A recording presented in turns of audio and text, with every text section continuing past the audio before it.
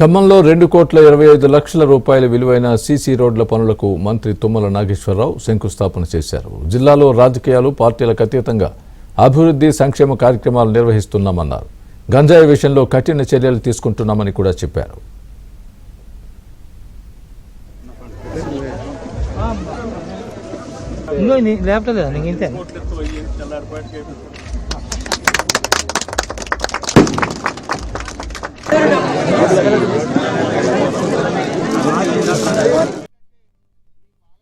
నేనున్నా లేకపోయినా మీకు ఆ చేసిన పని 10 కాలాల పాటు మీకు ఉపయోగపడాలి.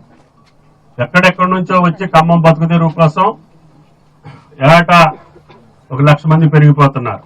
ఇది ముందున్నప్పుడు 40,000, ఇప్పుడు 5 లక్షలకు చేరింది. 5 లక్షలకు చేరిందంటే 5 లక్షల మందికి రోడ్లు వేయాలా, డ్రైన్లు కట్టాలా, మంచినీళ్ళు ఇవ్వాలా, పేదోళ్ళు ఉంటే ఇళ్ళు ఇవ్వాలి. ఈ కార్యక్రమాలు అన్నీ జరగాలంటే వచ్చిన డబ్బుల్ని సద్వినియోగం చేసుకోవాలి. ముఖ్యంగా రేపు ఎవరన్నా గెలవాలనుకునేవాళ్ళు, నిలబడాలనుకునేవాళ్ళు, ప్రజాసేవ చేయాలనుకునేవాళ్ళు ఈ పనులు చేయకపోతే మీ ముఖం కూడా చూడరు.